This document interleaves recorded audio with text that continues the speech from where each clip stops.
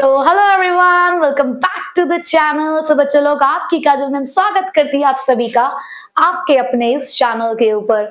बच्चों, आज हमारी इकोनॉमिक्स की क्लास है। आप सभी को पता है कि हम क्या पढ़ रहे हैं। हम लोग कर रहे हैं इंडियन इकोनॉमिक डेवलपमेंट, उसके अंदर chapter number 1 which is Indian economy on the eve of independence, जिसके अंदर ऑलरेडी हम लोग introduction, agriculture sector, industrial sector and foreign trade ये कवर अप कर चुके हैं। तो चलिए आज की क्लास को स्टार्ट करते हैं और देखते हैं कि आज का टॉपिक हमारा क्या है। आज का हमारा टॉपिक है डेमोग्राफिक कंडीशन। अब डेमोग्राफिक कंडीशन क्या होता है, इसके लिए मैं आपको एक एग्जांपल देती हूँ। जैसे कि सपोज करिए कि मुझे किसी पर्सन का इकोनॉमिक स्टेटस जानना हो। इकोनॉमिक स्टेटस मींस देसी भाषा में बोलूं तो मुझे ये जानना है कि वो कितने पैसों वाला बंदा है। तो उसके लिए मैं क्या चेक करूंगी? मैं उसका बैंक बैलेंस चेक करूंगी, मैं उसका वर्क प्रोफाइल चेक करूंगी, मैं उसकी प्रॉपर्टी चेक करूंगी, प्लस मैं उसका लिविंग स्टैंडर्ड चेक करूंगी। तो इन्हीं सब चीजों से मुझे अंदाजा लग जाएगा कि वो पर्सन कितने पैसों वाला है। ठीक है, इसी तरीके से अगर मुझे किसी कंट्री के हालातों के बारे में जानना है कि वो कंट्री कैसी है, तो हमें यहाँ पर उसके कुछ कैरेक्टरिस्टिक्स को चेक करना होता है। डेमोग्राफिक का मतलब होता है द कैरेक्टरिस्टिक्स और द फीचर्स।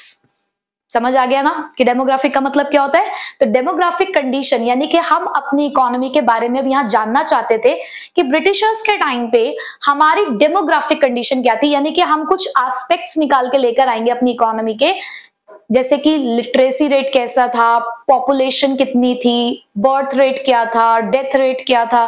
तो कुछ इस तरीके की चीजों को स्टडी करके हम ये जानने की कोशिश करेंगे कि ब्रिटिशर्स के टाइम पे के हालात कैसे थे। ठीक है, तो चलिए देखते हैं जरा इसको थोड़ा सा डिटेल में कि डेमोग्राफिक कंडीशन हमें क्या बताता है। So demographic analysis is the study of a population based on the factors such as age, race and gender. Demographic analysis किस चीज की स्टडी है? पहली बात तो यहाँ पर आप किस चीज को स्टडी करोगे? अगर आप किसी कंट्री के हालातों के बारे में जानना चाहते हो, दैट मीन्स आप वहां पे रहने वाले लोगों के बारे में जानना चाहते हैं। तो आप यहाँ पर स्टडी कर रहे हो किसी भी कंट्री की पॉपुलेशन के बारे में, किस फैक्टर्स के ऊपर कि कितने एज के लोग वहां पर रहते हैं। रेस मीन्स होता है कि जहां पर आप किसी एक ग्रुप ऑफ पीपल को इंडिकेट कर रहे हो जिनके पास सेम फिजिकल कैरेक्टरिस्टिक्स हो सकते हैं या सेम फिजिकल कैरेक्टरिस्टिक्स हो सकते हैं, सेम स्किन कलर के हो सकते हैं।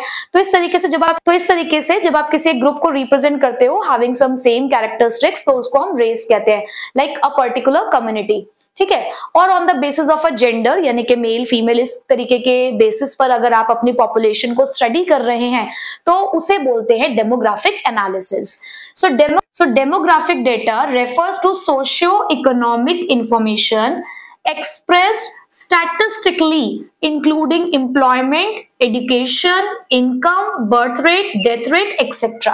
अब इसका क्या मतलब है कि देखो, जब आपको डेमोग्राफिक एनालिसिस करना है then you have to collect some demographic data, यानी कि आपको कुछ इंफॉर्मेशन कलेक्ट करनी होगी। तो ये जो आप इंफॉर्मेशन कलेक्ट करते हो वो होती है आपकी सोशियो इकोनॉमिक इंफॉर्मेशन।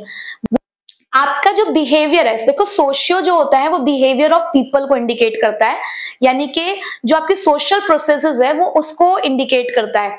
तो आपकी सोशल प्रोसेसेस का हमारी इकोनॉमी के ऊपर क्या फर्क पड़ता है, तो उसको बोला जाता है सोशियो इकोनॉमी। ठीक है, अब जैसे कि एजुकेशन, अब जितने पढ़े लिखे लोग होंगे समाज में, अगर एक ट्रेंड हुआ कि भैया लोगों के अंदर एक जागरूकता आई कि हम लोग ना, अब जितने भी लोग हैं हम लोग ग्रेजुएट तो होंगे ही होंगे, मतलब हमें ग्रेजुएशन तो सबको करनी है। ये एक ट्रेंड हुआ कि सब लोग ग्रेजुएशन कर ही रहे हैं, कोई ऐसा बंदा नहीं है जो 12th के बाद अपनी पढ़ाई छोड़ देता है।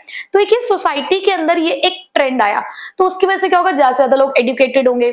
अब जितने ज्यादा लोग एजुकेटेड होंगे उससे उस कंट्री का जो इकोनॉमिक स्टेटस है वो चेंज होगा। क्यों?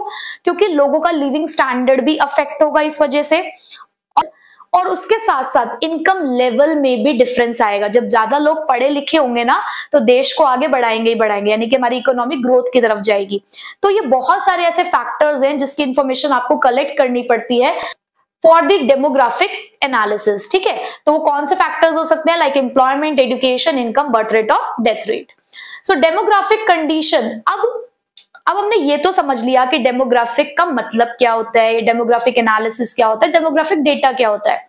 अब देखो बच्चे, अब आपको ये तो पता चल गया ना कि इस टॉपिक में हम क्या पढ़ने वाले हैं, कि अगर हमें अपनी इकोनॉमी की डेमोग्राफिक कंडीशन के बारे में पता करना है तो हम कौन से फैक्टर्स को यहाँ पे स्टडी करने वाले हैं, ये आपको पता चल चुका है। सो ब्रिटिशर्स के टाइम पे, यानी कि कॉलोनियल रूल के टाइम पे, जो डेमोग्राफिक कंडीशन थी वो ये बताती है कि हमारी इकोनॉमी थी स्टेगनेंट एंड बैकवर्ड इकोनॉमी। ये हमारे लिए दो मेन वर्ड है कि हमारे जो डेमोग्राफिक कंडीशन है during the colonial rule, it revealed all the features, इसने वो सारे फीचर्स हमें बताए जो ये साबित करते हैं कि हमारी इकोनॉमी स्टेगनेंट एंड बैकवर्ड थी। ठीक है, ये बहुत इंपॉर्टेंट पॉइंट है हमारे लिए। The first official census was conducted in 1881। अब देखो, अगर आपको डेमोग्राफिक कंडीशन के बारे में जानना है तो आपको पॉपुलेशन को स्टडी करना होगा। अब पॉपुलेशन को स्टडी करने के लिए हमारे यहाँ पर, हमारी कंट्री के अंदर सेंसस कैलकुलेट किया जाता है। सेंसस का मतलब होता है जनगणना, ये आपको पता होगा। ठीक है, तो ये जनगणना होती है। तो जो पहला ऑफिशियल सेंसस हुआ था वो 1881 में हुआ था, ये आपको याद रखना है। ये डेट आपको याद रखनी है। मैं आपको हर जगह बता रही हूँ कि आपको कौन कौन सी डेट्स याद रखनी है, तो ये आपको याद रखना है। The first official census was conducted in 1881 and it revealed the unevenness in India's population growth. और इसने हमें ये बताया कि इंडिया की पॉपुलेशन के जो ग्रोथ है वो अनइवन है, कोई सिमिलैरिटी नहीं है ग्रोथ रेट के अंदर किसी भी तरीके की। तो ये हमें फर्स्ट ऑफिशियल सेंसस में पता चला। ठीक, तो एक ये पॉइंट भी आपका इंपॉर्टेंट आ गया है। बिफोर 1921, अब 1921 की हम बात करें, India was in the first stage of demographic transition. अब ट्रांजिशन का मतलब क्या होता है मैम? ट्रांजिशन का मतलब होता है बच्चे change from one state to another. मतलब जब आप किसी एक स्थिति में है, उस स्थिति से जब आप दूसरी स्थिति में जाते हो, यानी कि from one state to another state आप चेंज आ रहा है। बेसिकली आप ये कह सकते हो जब आपको एक चेंज दिख रहा है तो उसे ट्रांजिशन कहा जाता है। एनिमेशन में नहीं पढ़ा आपने, ट्रांजिशन होता है जैसे कि हम पीपीटीज बनाते हैं तो पीपीटीज में एक स्लाइड का आना और दूसरी स्लाइड का एक स्लाइड का आना जाना, या ट्रांजिशन लगाते हो उसके अंदर। तो ट्रांजिशन क्या करता है? चेंज शो करता है, कुछ मूवमेंट्स को शो करता है। तो हमारा इंडिया 1921 से पहले जो उसके अंदर चेंजेस दिख रहे थे वो एक अलग ही ट्रेंड शो कर रहे थे 1921 से पहले। तो हम ये कह सकते हैं कि हमारी country first stage of demographic transition में था। तो जो सेकंड स्टेज हमें डेमोग्राफिक ट्रांजिशन का दिखा वो आफ्टर 1921 दिखा। और आफ्टर 1921 एक अनयूजुअल चीजें हमें देखने को मिली। मतलब एक कह सकते हो कि जो 1921 से पहले की स्थिति थी और 1921 के बाद के जो कंडीशन हमें देखने को मिली वो हमें जमीन आसमान का फर्क हमें देखने को मिला, यानी कि बहुत ज्यादा चेंजेस हमें देखने को मिले। तो इसीलिए जो 1921 का ईयर है उसे बोला गया the year of great divide. इसे भी आपको याद रखना है कि ईयर ऑफ ग्रेट डिवाइड क्या है? 1921 क्यों है, अभी हम इसके बारे में स्टडी करेंगे। बट 1921 को ईयर ऑफ ग्रेट डिवाइड कहा गया क्यों? क्योंकि ये सेकंड स्टेज ऑफ ट्रांजिशन था। पहली बार हमें बदलाव दिखा 1921 से पहले, फिर सेकंड टाइम जो हमें ह्यूज चेंजेस देखने को मिले वो 1921 के टाइम पे देखने को मिले। तो इसीलिए इस साल को ईयर ऑफ ग्रेट डिवाइड के बारे में कहा गया, क्योंकि इसने एक ये बता दिया कि भाई 1921 से पहले इंडिया कुछ अलग था, 1921 के बाद इंडिया कुछ अलग हो गया। ठीक है, सो यहाँ पे मेन चीजें हमने क्या पढ़ी? डेमोग्राफिक एनालिसिस क्या होता है, जहां पर आप पॉपुलेशन को स्टडी करते हो कुछ फैक्टर्स के ऊपर। डेमोग्राफिक डेटा क्या होता है? जहां पर आप बहुत सारी चीजों के ऊपर इंफॉर्मेशन कलेक्ट करते हो, लाइक इनकम, एजुकेशन, एम्प्लॉयमेंट, इन सब चीजों के बारे में। कॉलोनियल रूल के टाइम पे डेमोग्राफिक कंडीशन हमारी इकोनॉमी की थी स्टेगनेंट एंड बैकवर्ड, और इस डेमोग्राफिक कंडीशन को स्टडी करने के लिए सेंसस कैलकुलेट किया जाता है। और पहला सेंसस कैलकुलेट हुआ था 1881 में। उसके बाद हमने ये पढ़ा कि 1921 से पहले हमारा जो इंडिया था, हमारा India first stage of demographic transition में था। 1921 के बाद हालात बदल गए और उसे ही ईयर ऑफ ग्रेट डिवाइड कहा गया। ठीक है, तो चलिए थोड़ा सा ईयर ऑफ ग्रेट डिवाइड के बारे में कुछ और भी पढ़ लेते हैं। हम जानते हैं कि 1921 के ईयर को ईयर ऑफ ग्रेट डिवाइड क्यों कहा गया। मींस अगर आपसे क्वेश्चन पूछा जाए कि क्यों 1921 एक ईयर ऑफ ग्रेट डिवाइड है, तो हमें उसका आंसर पता होना चाहिए। सो 1921 के ईयर को डिफाइनिंग ईयर कहा गया। डिफाइनिंग ईयर मींस क्योंकि ये बहुत कुछ बता रहा था हमारी इंडियन इकोनॉमी के बारे में, ये दिखा रहा था कि किस तरीके से 1921 के पहले इंडियन इकोनॉमी कैसे थी और 1921 के बाद क्या मेजर चेंजेस आए। So that's why it is regarded as defining year and it is also known as the year of great divide. इसीलिए इसको year of great divide के बाद इसीलिए इसको ईयर ऑफ ग्रेट डिवाइड भी कहा गया, as the population growth was different before that time. क्योंकि अगर हम 1921 से पहले अगर अपनी पॉपुलेशन ग्रोथ की बात करें तो हर बार हमें डिफरेंट ट्रेंड देखने को मिल रहा था पॉपुलेशन ग्रोथ के अंदर, but after 1921 India's population growth was consistent. लेकिन 1921 के बाद जो इंडिया की पॉपुलेशन में चेंजेस आए वो कंसिस्टेंट थे।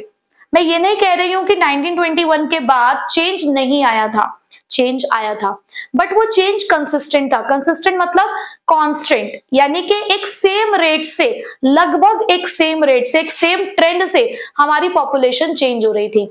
लेकिन 1921 से पहले कोई ट्रेंड ही नहीं था, कभी पॉपुलेशन का बढ़ना हो रहा था तो कभी पॉपुलेशन का घटना हो रहा था, तो वहां पर पॉपुलेशन ग्रोथ कुछ डिफरेंट थी। लेकिन 1921 के बाद ये चीज एक कांस्टेंट रेट की तरफ चली गई। ठीक है, चलिए आइए और देखते हैं, अब इसके रीजंस देखते हैं। So before 1921 population was not constant. वही वाली बात आई कि 1921 से पहले पॉपुलेशन कोई कांस्टेंट नहीं थी। Sometimes it increased and eight other times it decreased. कभी ये बढ़ रही थी तो कभी ये घट रही थी। Growth scale of population low before 1921, but हमने ऐसा देखा कि जो पॉपुलेशन का जो ग्रोथ रेट था वो लो था। यानी कि 1921 से पहले पॉपुलेशन बढ़ तो रही थी, लेकिन जो बढ़ने का रेट था वो बहुत ज्यादा नहीं था। But after 1921 considerable and constant increase in population. लेकिन 1921 के बाद यही रेट हमें हमेशा बढ़ता हुआ दिखा, कंसिडरेबल एंड कांस्टेंट। यानी कि अगर हम ये कह रहे हैं, जैसे यहां पर आप कह रहे हो कि पॉपुलेशन ग्रोथ लो था लेकिन कोई ट्रेंड नहीं था, कभी बढ़ रहा था तो कभी घट रहा था, चाहे बढ़ने का रेट भले ही लो था लेकिन ट्रेंड नहीं था। ठीक है, मतलब अगर ग्राफ पे जाओ तो ग्राफ कभी ऊपर की तरफ है तो कभी नीचे तरफ है, कभी ऊपर की तरफ है तो कभी नीचे की तरफ है, मतलब इस तरीके से आपको ट्रेंड्स देखने को मिल रहे थे। यहाँ पर बोला गया कि 1921 के बाद जो पॉपुलेशन की ग्रोथ थी वो कंसिडरेबल थी और कांस्टेंट थी, यानी कि बढ़ रही थी अगर तो कॉन्स्टेंटली बढ़ रही थी। ठीक है, देखिए जरा हमारे पास इसी बात को प्रूव करने के लिए कुछ हमारे पास एस्टिमेट्स हैं। तो 1901 से लेकर 1911, अब आपको पता ना हर 10 साल में सेंसस कैलकुलेट किया जाता है, तो हर 10 साल में हम इसको देख रहे थे। तो 1901 से लेकर 1911 के बीच में जो पॉपुलेशन थी वो बढ़ी 5.9% से। फिर 1912 से लेकर 1921 यानी कि 1912 से 1921 के बीच में ये फिर पॉपुलेशन घट गई 0.39। आप देख रहे हो बीच में कितना डिफरेंस है, 5.9 से 0.39। एक बार बढ़ रही है तो दूसरी बार घट रही है, एक 10 साल में बढ़ी तो दूसरे 10 साल में घट गई। तो यही तो वो कह रहे थे कि यहाँ पर जो ट्रेंड था वो डिफरेंट था, पॉपुलेशन ग्रोथ का जो ट्रेंड था वो डिफरेंट था। बट 1921 के बाद, अब हम 1921 की चीजों को ही पढ़ेंगे, 1921 के बाद कांस्टेंट हो गई चीजें। कैसे? तो 1931 के बीच में पॉपुलेशन बढ़ी 11% से, 1931 से 1941 के बीच में बढ़ी पॉपुलेशन 14% से, फिर 1941 से 1951 के बीच में बढ़ी 13.5% से। अब आप एक चीज देख रहे हो, यहाँ पर हमें यहाँ पर ये देखने को मिल रहा है कि आपकी पॉपुलेशन लगातार बढ़ती जा रही है। कांस्टेंट होगी एक चीज कि बढ़ ही रही है, जैसे यहाँ पर पहले बढ़ी फिर घट गई, लेकिन यहाँ पर अगर आप देखो तो लगातार बढ़ी रही है। और बढ़ने का आप रेट भी देखो, यहाँ 11% से, तो यहाँ 14% से, तो यहाँ पे 13.5% से, यानी कि कंसिडरेबल और कांस्टेंट रेट से आपकी पॉपुलेशन बढ़ रही थी। तो आपको दिख नहीं रहा कि 1921 के बाद जो ट्रेंड था वो बिल्कुल चेंज हो चुका था। हमारी इकोनॉमी की जो पॉपुलेशन ग्रोथ थी वो एक कंसिस्टेंट रेट शो कर रही थी। तो इसीलिए इस ईयर को ईयर ऑफ ग्रेट डिवाइड कहा गया। तो आई होप अब आपके पास ये आंसर है कि 1921 का ईयर क्यों ईयर ऑफ ग्रेट डिवाइड कहा गया, ऐसा क्या मेजर चेंज आया था जिसकी वजह से इस ईयर को ईयर ऑफ ग्रेट डिवाइड का नाम दिया गया। ठीक है, तो चलिए अब हम चलते हैं डेमोग्राफिक कंडीशन के कुछ फैक्टर्स की तरफ। इंडिया की डेमोग्राफिक कंडीशन को जानने के लिए हमें कुछ फैक्टर्स को स्टडी करना होगा। तो कॉलोनियल रूल में इंडिया की डेमोग्राफिक कंडीशन कैसी थी उसके लिए हम ये कुछ फैक्टर्स को यहाँ पर स्टडी करने वाले हैं। तो सबसे पहला जो फैक्टर है हमारे पास वो है इन्फेंट मोर्टालिटी रेट। अब इन्फेंट का मतलब क्या होता है बच्चे? इन्फेंट का मतलब होता है एक नवजात शिशु, यानी कि द न्यू बॉर्न बेबी जिसकी उम्र 1 साल से कम की है। और मोर्टालिटी रेट का मतलब होता है किसी के मरने की संख्या। ठीक है, तो यहाँ पे इन्फेंट मोर्टालिटी रेट क्या बताता है? It refers to the number of infants dying before reaching 1 year of age. यानी कि ये रेट बताता है कि ऐसे कितने बच्चे हैं जिनकी डेथ हो जाती है 1 साल की उम्र तक पहुंचने से पहले पर 1000 live birds in a year. यानी कि 1 साल में 1000 बच्चे जो पैदा होते हैं, पर 1000 की बात हो रही है, यानी कि हर 1000 सर्वाइविंग बर्थ के अंदर हम ये लोग कैलकुलेट कर रहे हैं कि ऐसे कितने बच्चे हैं जिनकी डेथ हो जाती है। तो मोर्टालिटी रेट क्या बताता है कि कितने ऐसे बच्चे हैं जो 1 साल की उम्र तक पहुंचने से पहले ही जिनकी डेथ हो जाती है, और ऐसा हम हर 1000 बर्ड्स में कैलकुलेट करते हैं पूरे साल के लिए। ठीक है, तो ये जो इन्फेंट मोर्टालिटी रेट था ये उस टाइम पर हाई था। 1 साल की उम्र तक पहुंचने से पहले ही बच्चों की डेथ हो जाया करती थी। तो क्या ये सिचुएशन सही थी? क्या ये एक अच्छी इकोनॉमी की कंडीशन को इंडिकेट कर रहा था? नहीं। So the infant mortality rate was quite alarming, about 218 per 1000, यानी कि 1000 में से 218 बच्चों की डेथ हो जाया करती थी, in contrast to the present rate of 44 per 1000 in 2011। यही रेट अब 2011 में जब कैलकुलेशन की गई तो 44 तक रहा, यानी कि 1000 में से 44 ऐसे बच्चे हैं जिनकी डेथ होती है, बट यही रेट उस टाइम पर 218 था। तो कितना हाई रेट था, इसका मतलब सोचो कैसी कंडीशन रही होगी जिसकी वजह से बच्चे 1 साल की उम्र से पहले ही उसकी डेथ हो जाया करती थी। ठीक है, next, the birth rate. It refers to the number of children born per 1000 in a year, यानी कि वही 1 साल के अंदर पर 1000 में कितने बच्चों का जन्म होता है ये बताता है birth rate. So it was also high, nearly about 48 पर 1000, यानी कि ये रेट भी काफी हाई था। अगर इन्फेंट मोर्टालिटी रेट हाई था तो at the same time birth rate भी हाई था, क्योंकि एक क्वेश्चन अराइज होता है कि मैम अगर इतना ज्यादा बर्थ रेट था तो पॉपुलेशन ग्रोथ इतनी ज्यादा क्यों थी? क्योंकि बच्चे मोर्टालिटी रेट के साथ साथ बर्थ रेट भी ज्यादा था, और अभी आप डेथ रेट को भी देखेंगे तो वो भी ज्यादा था। सो डेथ रेट क्या बताता है? It refers to the number of people dying per 1000 in a year. अब यहाँ पर वही ये रेट बताता है कि 1 साल के अंदर अंदर पर 1000 में कितने लोगों की डेथ हो जाती है, वो डेथ रेट बताता है। And it was also high at that time at 40 per 1000। जब बर्थ रेट 48 पर 1000 था, वहीं पर डेथ रेट 40 पर 1000 था। तो बढ़ तो दोनों ही रहे थे, लेकिन देखो यहां पर भी इसके बढ़ने का रेट ज्यादा है, बर्थ रेट के बढ़ने का रेट आपको ज्यादा दिख रहा है। ठीक है, नेक्स्ट, द लिटरेसी रेट। अब लिटरेसी रेट क्या होता है? लिटरेसी रेट मतलब कितने पढ़े लिखे लोग हमारे यहाँ पर रहते हैं, जब हम उसकी कैलकुलेशन करते हैं तो उसको हम लिटरेसी रेट कहते हैं। Means it is a percentage of population of a given age group that can read and right. यानी कि जब हम एक पर्टिकुलर एज ग्रुप को उठाते हैं, जनरली हम 15 ईयर्स अबव के एज ग्रुप को जब हमने उठाया तो हमने उसमें देखा कि ऐसे कितने परसेंटेज ऑफ पॉपुलेशन हमारी ऐसी है जो लिख और पढ़ सकती है। तो यहाँ पर जब लिटरेसी रेट की बात आई, जो चीज बढ़नी चाहिए थी वो हमारे यहाँ पर लो थी। अब तक हमने देखा कि सारी चीजें हाई जा रही थी, लेकिन लिटरेसी रेट हमारे पास कैसा था? लो था। The overall literacy rate was less than 16%, यानी कि 100 में से सिर्फ 16 लोग ही ऐसे थे जो पढ़े लिखे थे।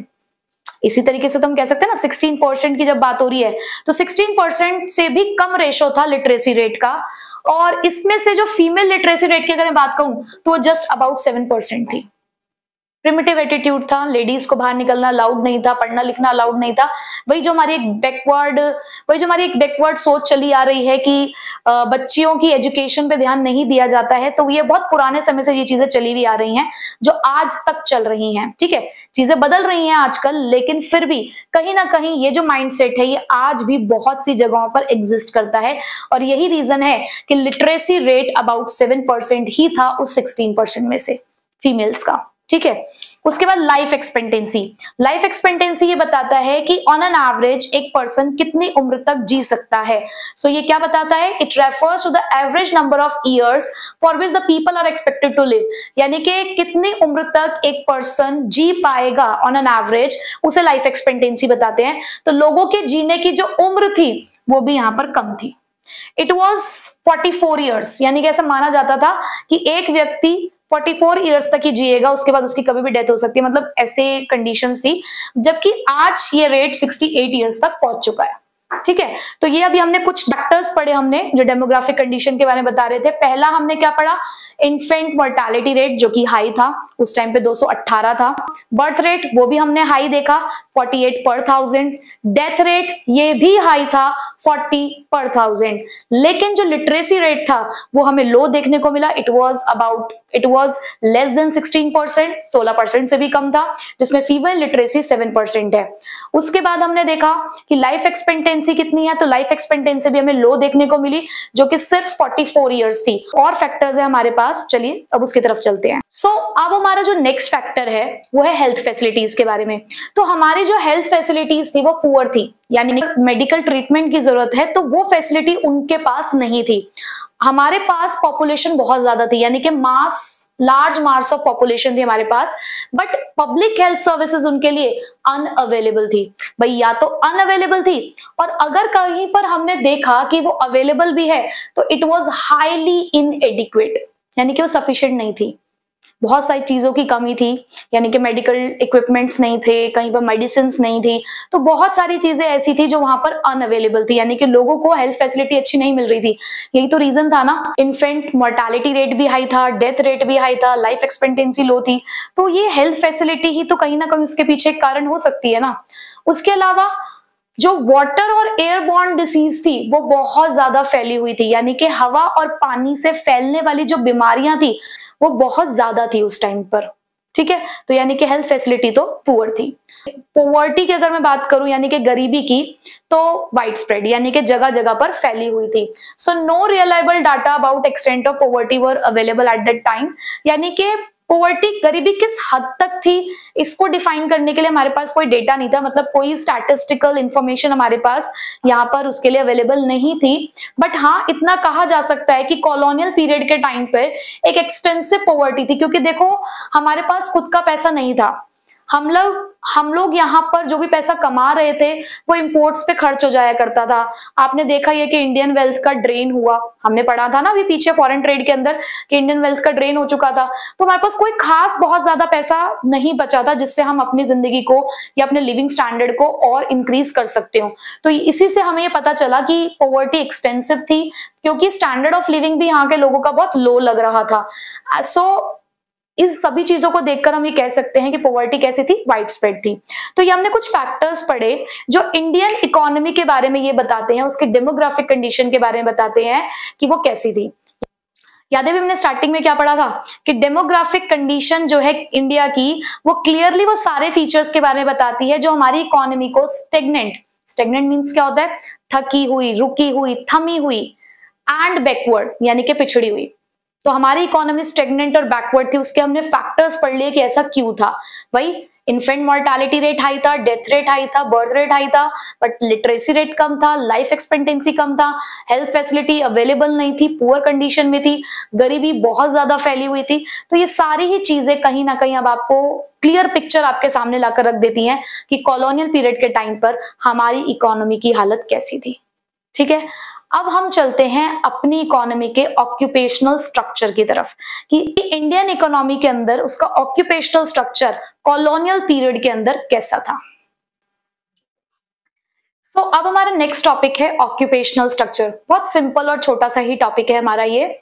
सो ऑक्यूपेशनल स्ट्रक्चर क्या बताता है? It refers to the distribution of working person across different industries and sector. भाई मैम क्या मतलब है इस बात का? बच्चे ऑक्यूपेशनल का मतलब क्या होता है? ऑक्यूपेशन का मतलब होता है काम, कि आप ये जो काम करते हो, देखो हमारे पास काम करने के हमारी इकोनॉमी में 3 सेक्टर्स हैं, प्राइमरी, सेकेंडरी और टर्शरी। तो इन तीनों ही सेक्टर्स के अंदर कितने वर्किंग पर्सन्स रहते हैं, कितने वर्किंग पर्सन काम करते हैं, इसी चीज को बताता है ऑक्यूपेशनल स्ट्रक्चर। यानी कि हमारी ओवरऑल टोटल पॉपुलेशन के अंदर कुछ वर्किंग पर्सन है, तो उन वर्किंग पर्सन का कितना percentage of person primary sector में काम करता है, कितना सेकेंडरी में काम करता है और कितना मैन्युफैक्चरिंग में काम करता है, यही किसी कंट्री के ऑक्यूपेशनल स्ट्रक्चर को डिफाइन करता है। तो यहां पर हमने ये जानने की कोशिश की कि ड्यूरिंग द कॉलोनियल पीरियड हमारा जो ऑक्यूपेशनल स्ट्रक्चर था, यानी कि डिफरेंट सेक्टर्स के अंदर कितने वर्किंग पर्सन लगे हुए थे, ये हमें बताया ऑक्यूपेशनल स्ट्रक्चर ने। ठीक है, सो अगर हम कॉलोनियल पीरियड की बात करें तो उस टाइम पे बहुत ज्यादा हमें चेंज देखने को नहीं मिला हमारे ऑक्यूपेशनल स्ट्रक्चर के अंदर, और इसको डिफाइन करते हैं 2 रीजंस। क्या? पहला है the predominance of primary occupation. अब हमने बहुत स्टार्टिंग में ये बात पढ़ ली थी, हमारी इंडिया की पॉपुलेशन का एक मेजर पार्ट एग्रीकल्चर सेक्टर में लगा हुआ था। क्यों? क्योंकि इंडस्ट्रीज तो बंद ही करा दी गई थी, टर्शरी सेक्टर इतना डेवलप हुआ नहीं था, तो इसीलिए हमारी पॉपुलेशन का एक मेजर पोर्शन एग्रीकल्चर सेक्टर में लगा हुआ था। तो यही चीज हमें हमारे ऑक्यूपेशनल स्ट्रक्चर में देखने को मिली कि प्रीडोमिनेंस मतलब पहले से ही हमने ये देखा कि प्राइमरी ऑक्यूपेशन का जो प्रभाव है लोगों के ऊपर वो बहुत ज्यादा है, यानी कि वो बहुत ज्यादा उसके ऊपर भारी है। सो देखिए, एग्रीकल्चर सेक्टर के अंदर हमारी पॉपुलेशन का मेजर पोर्शन यानी कि 75% वर्किंग पर्सन्स यहां पर थे, और वही रिमेनिंग 25% मैन्युफैक्चरिंग और सर्विस सेक्टर में लगे हुए थे। तो यहीं से आपको देखने को मिल गया कि प्राइमरी ऑक्यूपेशन का डोमिनेंस था अदर सेक्टर्स के ऊपर, कि ज्यादा से ज्यादा लोग एग्रीकल्चर सेक्टर में काम किया करते थे। ठीक है, उसके बाद दूसरा जो हमारे ऑक्यूपेशनल स्ट्रक्चर को खराब कर रहा था वो था रीजनल वेरिएशंस, यानी कि अलग अलग रीजन्स के अंदर जो हम ऑक्यूपेशनल स्ट्रक्चर देख रहे थे वो अलग ट्रेंड शो कर रहे थे। कैसे? देखिए जरा, कुछ स्टेट्स जैसे कि तमिलनाडु, आंध्र प्रदेश, केरला, कर्नाटका, महाराष्ट्र और वेस्ट बंगाल, यहां हमें देखने को मिला कि लोगों की जो डिपेंडेंसी है एग्रीकल्चर के ऊपर वो फॉल हो रही थी, और लोग मैन्युफैक्चरिंग और सर्विस सेक्टर की तरफ ज्यादा बढ़ रहे थे। यानी कि यहाँ एक चेंज शो हुआ, यहाँ हमें एक चेंज देखने को मिला कि इन स्टेट्स के अंदर एग्रीकल्चर सेक्टर का जो डोमिनेंस था, जो डिपेंडेंसी थी लोगों की, वो कम हो रही थी। वहीं पर कुछ स्टेट ऐसे थे जैसे कि उड़ीसा, राजस्थान और पंजाब, वहां पर एग्रीकल्चर के अंदर अभी भी ज्यादा से ज्यादा लोग काम कर रहे थे। तो यानी कि आप किसी क्लियर पिक्चर पे पहुंच ही नहीं पा रहे थे। जहां कुछ स्टेट्स अपनी डिपेंडेंसी एग्रीकल्चर के ऊपर कम कर रहे थे, वहीं पे कुछ स्टेट उसी डिपेंडेंसी को और बढ़ा रहे थे। तो यहाँ आप ऑक्यूपेशनल स्ट्रक्चर के बारे में किसी एक कंक्लूजन पे नहीं पहुंच पाए। क्यों? क्योंकि एक तरफ तो हमने ये देखा कि प्रीडोमिनेंस है प्राइमरी ऑक्यूपेशन का, जहां पर एग्रीकल्चर में 75%, अदर सेक्टर्स में 25% लोग काम कर रहे थे। फिर दूसरा हमने ये देखा कि भाई रीजनल वेरिएशन भी है, कि कुछ स्टेट्स जैसे कि कौन कौन सी, तमिलनाडु, आंध्र प्रदेश, महाराष्ट्र, वेस्ट बंगाल, केरला, कर्नाटका, ये सारी स्टेट्स ये शो कर रही थी कि एग्रीकल्चर में काम कम करना है, मैन्युफैक्चरिंग और सर्विस सेक्टर में ज्यादा जाना है। लेकिन दूसरी तरफ कुछ स्टेट्स जैसे कि उड़ीसा, राजस्थान, पंजाब, ये अभी भी एग्रीकल्चर के ऊपर अपनी डिपेंडेंसी को शो कर रहे थे। तो यानी कि हम किसी कंक्लूजन पे पहुंच ही नहीं पाए, बट स्टिल हम ये कह सकते हैं ना कि अगर एग्रीकल्चर सेक्टर पे डिपेंडेंसी है, अच्छी बात है, हम रॉ मटेरियल्स को प्रोड्यूस कर रहे थे ज्यादा से ज्यादा, लेकिन वो रॉ मटेरियल फिर हमारे लिए भी तो नहीं थे ना। वो रॉ मटेरियल कहाँ जा रहे थे? ब्रिटेन के अंदर जा रहे थे, उनके ब्रिटिश इंडस्ट्रीज के लिए। तो ऑक्यूपेशनल स्ट्रक्चर जो था कॉलोनियल पीरियड के अंदर वो बहुत ज्यादा कोई खास चेंज नहीं दिखा रहा था। जैसे हम उनके आने से पहले थे वैसे ही लगभग उनके आने के बाद भी थे, क्योंकि इंडस्ट्रीज पहले भी बहुत ज्यादा नहीं थी हमारे यहाँ पे, सिर्फ वही जो हमारी हैंडीक्राफ्ट इंडस्ट्रीज थी वही हमारी सक्सेसफुल थी। और उनके आ जाने के बाद क्योंकि डी इंडस्ट्रियलाइजेशन हो गया था, तो वैसे भी हमारा सेकेंडरी सेक्टर जो था वो डाउनफॉल की तरफ जा चुका था। तो this was all about the occupational structure of our country. तो आज हमने कवर अप किया है डेमोग्राफिक कंडीशन का टॉपिक और ऑक्यूपेशनल स्ट्रक्चर। आई होप ये आज के टॉपिक भी बहुत सिंपल थे और आपको बहुत बढ़िया तरीके से समझ आ चुके होंगे। सो बच्चे नेक्स्ट क्लास में मिलेंगे आपसे इनके आगे के टॉपिक्स के साथ। सो यहाँ तक अपने चैप्टर को प्रिपेयर कर लीजिएगा। सो मिलते हैं आपसे नेक्स्ट क्लास में। Till then take care, bye bye.